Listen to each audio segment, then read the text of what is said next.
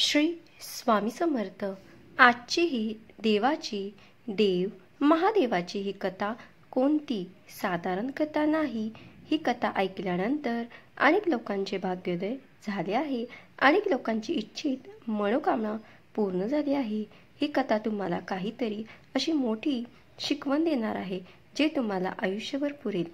तुमची इच्छा पूर्ण करून तुम्ही जिवंत असेपर्यंत तुमच्यावर कुटुंबावर कुठलेही संकट येऊ देणार नाही।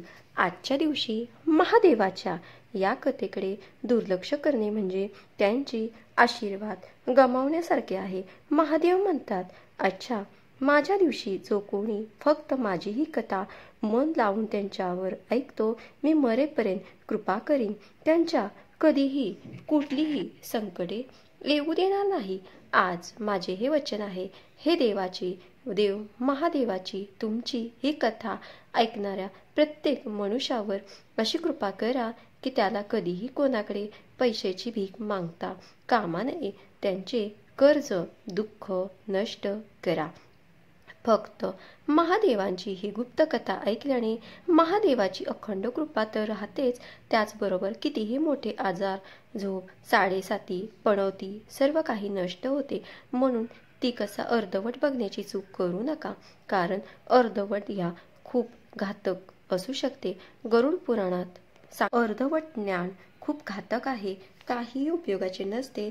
जर तुम्ही ही कथा अर्धवट ऐकली तर तुमचे काम होण्याऐवजी तुम्हाला त्याचे नुकसान होऊ शकते। म्हणून ही कथा शेवटपर्यंत ऐका। स्वामी भक्त हो, तुम्हालाही तुमच्या भाग्य महादेवाचा चमत्कार करून घ्यायचा असेल तर कमेंटमध्ये हे देवाचे देव महादेव माझे भाग्य करा, माझ्याशी आयुष्यात चमत्कार करा, कारण मला तुमच्याशिवाय दुसरा कोणी आधार नाही असे टाईप करा आणि व्हिडिओला लाईक करा। आपण महादेवाची अनेक रूपे ऐकतो, भीषण, रुद्र, सौम्यशंकर, तपस्वी, योगी, गृहस्थ, महादेव आणि त्यांच्याबरोबरच आपल्या देवी पार्वती मातेची कथा सुद्धा माहीत असते। आज मी तुम्हाला सांगणार आहे एक अशी कथा ज्यातून आपल्याला समजेल की श्रद्धा आणि धैर्य किती अमूल्य आहे आणि ती टिकवायची कसे। कारण एकदा नारद मुनी कैलासावर येतात, पार्वती माता त्यांचे स्वागत करते। नारद मुनी म्हणतात, माते, तुम्ही कितीही भाग्यवती आहात, तुम्हाला स्वयं महादेव पती म्हणून लाभले। पार्वती माता लाजून हसतात। नारद विचारतात, पण माते, तुम्हाला कधी भीती वाटत नाही का? ते स्मशानात राहतात, तप करतात, अनेकदा कैलासावरून अदृश्य होतात। पार्वती माता म्हणतात, नारद मुनी, महादेव हे फक्त माझे पती नाहीत, तेच माझा विश्वास, माझे अंत, माझे सर्वस्व आहेत। ज्या दिवशी शंका आली त्या दिवशी श्रद्धा उरली कुठे? महादेवाला हे जाणवतं, माझी देवी किती निखळ श्रद्धेची आहे, पण श्रद्धेला सिद्ध करण्याची वेळ येतेच। एकदा कैलास पर्वतावर दैवी पार्वती महादेवाला म्हणतात, नाथा, आपण नेहमी लोकांना शांती, धैर्य आणि भक्तीचे महत्त्व सांगता, पण हे धैर्य आणि विश्वास हे कसे टिकवायचे? महादेव स्मित हास्य करतात आणि म्हणतात, देवी, तुला उत्तर मिळेल, पण आधी मला काही दिवसांसाठी तप करायला परवानगी दे। देवी, मला काही काळ तप करायचं आहे, या तपेमुळे मला काही रहस्य उघड करायचं आहे। मी कैलास सोडून हिमालयाच्या अतिदुर्गम भागात जाईन। पार्वती माता हात जोडून म्हणतात, नाथा, तुम्ही जिथे असाल तिथेच माझा विश्वास आहे, तुम्ही परत याल याची मला खात्री आहे। नंदी, गणेश, कीर्तकेय यांना सांभाळून माता कैलासावर एकट्या राहतात। हिवाळा सुरू होतो, हिमवृष्टी वाढते, कैलासावर प्रचंड थंडी पडते। नंदी माता पार्वतीला म्हणतो, माते, आपण खाली जाऊया ना, इथे आपल्याला खूप कष्ट आहेत। पार्वती माता प्रेमळ हसतात, नंदी, हे कैलासाचं माझं घर आहे, जिथे माझे नाथ राहतात तिथे मी राहीन। रोज रात्री माता पार्वती महादेवाच्या पिंडीला जप करतात. ओम नमः शिवाय, ओम नमः शिवाय, ओम नमः शिवाय, ओम नमः शिवाय. त्यांच्या हृदयात आशा टिकून असते, नाता परत येतील. महिने उलटतात. एक दिवस हिमवर्षा इतकी वाढते की सर्व झाडं झाकली जातात. पार्वती मातेला थोडा क्षण वाटतं, खरंच महादेव परत येतील ना? तेवढ्यात एका साधू रूपात स्वयं महादेव येतात, पण पार्वती मातेला ते ओळखता येत नाहीत.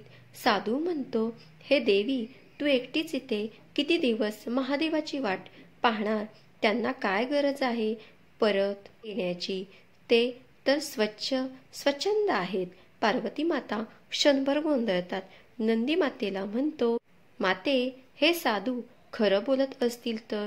पण माता डोळे बंद करून उत्तर देतात, नाही नंदी, ज्यांच्यावर पूर्ण विश्वास आहे त्यांच्यावर कधीच शंका नको. नाथ मला कधीच विसरणार नाहीत. माझ्या श्वासात ते आहेत. माता पार्वती नंदीला एक कथा सांगतात. माता नंदी का म्हणतात? नंदी एक काळची गोष्ट आहे. एकदा एका गावात एक शेतकरी होता. त्याच्या शेतात कितीही मेहनत केली तरी पीक लागत नव्हते. लोक म्हणायचे, तू देवावर विश्वास ठेवू नको, शेवटी नुकसानच आहे. पण शेतकरी रोज सूर्याला नमस्कार करत असे. काही महिने गेल्यावर त्यांच्या शेतात इतकं पीक आलं की संपूर्ण गावाचं पोट भरलं. कर्मावर आणि देवांवर विश्वास ठेवला तर संकट कुठल्याही मार्गाने निघून जातात. हा सर्व झालेला प्रकार पाहून साधू रूपातील महादेव हसतात आणि आपल्या रूपात प्रकट होतात. महादेव मातेला हात जोडून म्हणतात, देवी, तूच माझी खरी भक्त.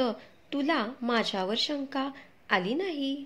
तू मला काळजाने आणि श्रद्धेने धरून ठेवलं, म्हणूनच तू आदिशक्ती आहेस. देवी पार्वतीच्या डोळ्यातून आनंद अश्रू सोडतात, म्हणजेच येतात. त्यांना समजते संकट हे येणारच, पण मन विचलित न होता श्रद्धेचा दीपक तेवत ठेवला पाहिजे. या कथेतून आपल्याला शिकता येतं की विश्वास डगमगला की आयुष्याची दिशा गडबडते. संकट आपला धीर तोडतो, पण ती विश्वासाची परीक्षा असते.